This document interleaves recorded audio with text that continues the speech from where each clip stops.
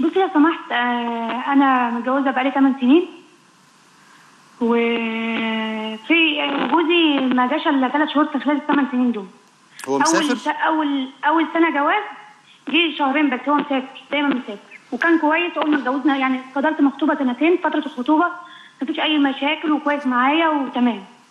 واول ما اتجوزنا برضو تمام، يعني ما فيش اي حاجه وبيعملني كويس وانا بعمله كويس بما يرضي الله. بعد كده بعد اول سنه جواز بعد اول اجازه اتغير خالص، بقيت انا زي اي حد في الشقه عادي، مش على طول بره، على طول عنده مشغول مع حد، قاعد بره انا قاعد مع اصحابي. المهم يعني بعد كده الموضوع تطور، ما بيكلمنيش لما اسافر بقى، لما اسافر ما بيكلمنيش الا كل شهرين، كل شهر، كل اسبوع، وما فيش بقى ما فيش اي شعور ولا اي مشاعر اكتر من ازيك الله يسلمكم على كده. الولد ومعايا ابني دلوقتي بقى عنده 7 سنين، ازيكم عاملين ايه؟ لو بعت له كلام كويس انت عاملين انت وحشتني يقول لي اه وانت كمان وعلى كده. ايوه وخلاص كده وما جاش بقى من ساعتها؟ بيجي بقى كل 2 اسبوع. كل 2 اسبوع؟ كل 2 اسبوع. فبقول له هو الدين بيقول ان انت ما ينفعش تبعد عني 4 شهور، مع العلم ان هو حالته الماديه كويسه بره وعنده سياره وعنده عربيه وممكن يبعت لي، وانا برضو دارسه، يعني انا دارسه معايا بكمل ماجستير وخريجه كليه كويسه، مش راضي يسفرني معاه. بيقول لي لا انا بشتغل وانا ما بحبش ان مراتي تشتغل. طب اقول له ما انا مش هينفع اكمل معاك اسبوع. بيقول لي لا، اقول له شوف ما ينفعش وحرام ومش حرام. يقول لي لا انا بكون مستقبلي وبعمل لكم مستقبل. دلوقتي انا بقالي 8 سنين مستحمله وبصراحه ما قادره استحمل يعني، مش قادره ولا وبيبعت لكم المصاريف والفلوس؟ هو اكتر، هو علاقتي بيه علاقه ان هو يبقى ازيكم الله يسلمكم والمصاريف على كده. طيب انت سؤالك ايه يا حبيبتي؟ انا دلوقتي عايزه اعرف، انا دلوقتي محتاره، يعني محتاره بقالي 7 سنين محتاره، عايزه اتطلق واهلي مش مشجعيني على كده. انا عايزه اعرف حكم الشرع في اللي هو بيعمله معايا ده، وانا لو اتطلقت يعني يبقى انا كده عليا حرمانيه ولا انا كده تمام؟ انت قبل كده فكرتي انك تقولي له طلقني او كده؟ على طول بقول له كده، يقول لي انا هتغير. بيقول لك ايه بقى؟ بيقول لي انا هتغير وانا بحبك، وساعه لما اقول له انا هتطلق يقول لي انا بحبك وما اقدرش استغنى عنك والكلام دوت، ويرجع تاني ما يكلمناش، مع العلم ان هو عنده صفحه، يعني بشوف عنده على الصفحه بتاعته بنات خالعين ولابسين، وحتى في الاسبوع اللي بيجي فيه ما بيعاملنيش بمرض الله في العلاقه الزوجيه، حتى في الاسبوع اللي هو بيجي فيه المفروض ان هو يجي يعاملني كويس حتى في الاسبوع ده. يعني معلش عندي سؤال، يعني هل انت كلامك ده معناه ان انت شاكه مثلا ان هو عنده علاقه بره او متجوز او كذا؟ انا شاكه ان هو متجوز، هو بينكر الكلام ده.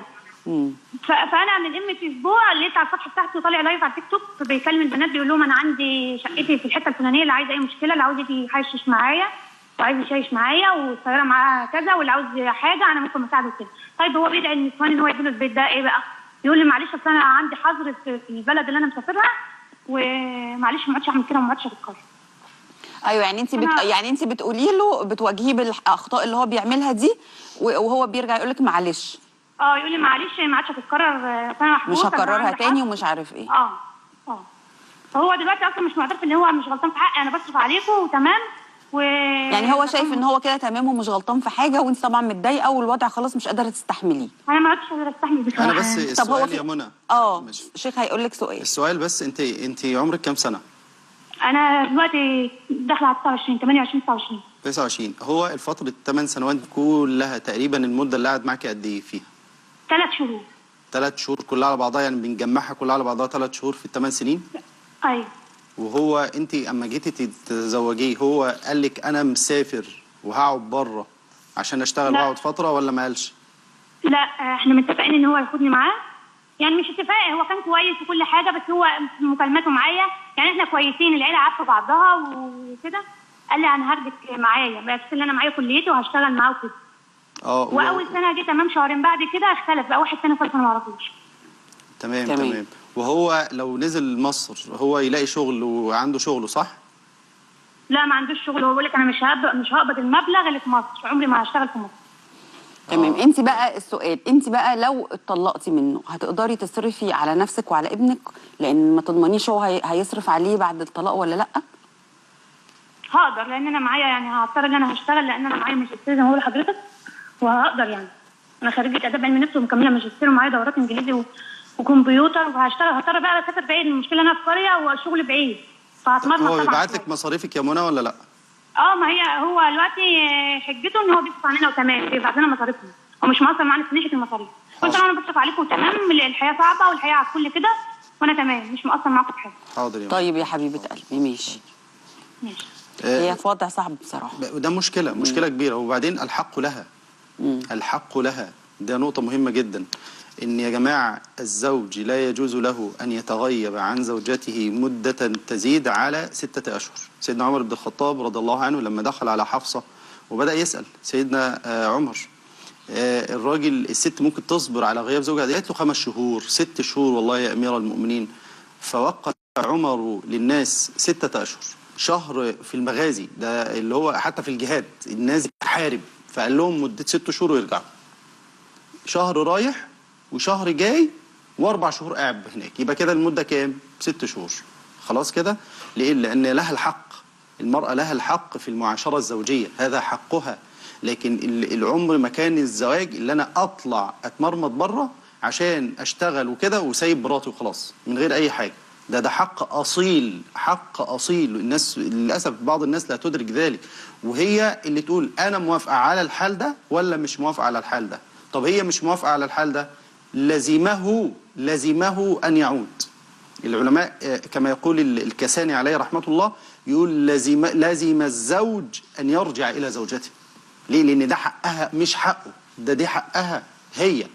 طيب مش هرجع، واخباط راسك في الحيط، ترفع امرها الى القضاء، او خلاص الامر ايه بقى، نخرج بالمعروف. زي ما دخلنا بالمعروف نخرج بايه؟ نخرج بالمعروف، وهو اللي هيصرف على اولاده، هي اللي تصرف على اولاده.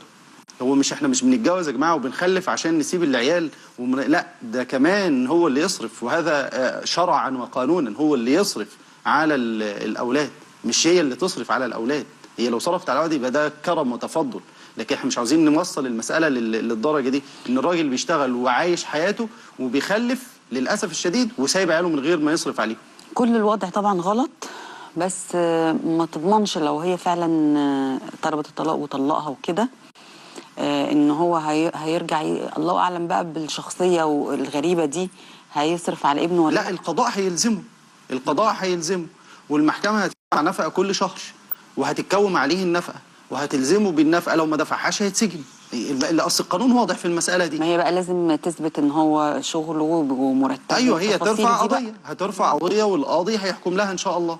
اصل معلش يعني 8 سنين ليه؟ عشان ايه؟ وهي بنت، انا سالتها ليه؟ صغيره، لانها لسه صغيره يا استاذه دعاء، هي عايزه تشوف حياتها لسه بعد كده. طبعا. لكن بعض الناس يقول لك لا واصبري وعشان العيال وعشان مش عارف ايه، لا انا ضد الكلام ده. انا خصوصا ان هو مش يعني زي ما بنقول شخصيته كده مش عارفه تاخد منه حق ولا باطل، يقعد يقول لها معلش وبحبك واستني هو يعني معنى ايه الحب، مش مثلا حتى يواجهها ولا يتخانق، لا ده ايه هو معنى الحب ان اعقد على امراه على زوجها. لا حب ايه ده؟ وبعدين اسيبها وماليش علاقه، حقوقها الشرعيه ما ادهاش خالص. لا طبعا، لا الوضع غريب بصراحه. هل تفتن المراه؟ طبعا. فدي مصيبه طبعا. يبقى احنا مصيبه، احنا داخلين في حته تانية تماما يعني. وابنه ما يعرفوش اصلا اللي عنده 7 سنين ده، هو شافه مصيبه، ما 3 شهور اذا كان هو ما يعرفش مراته اصلا. بالظبط. يشوف ابنه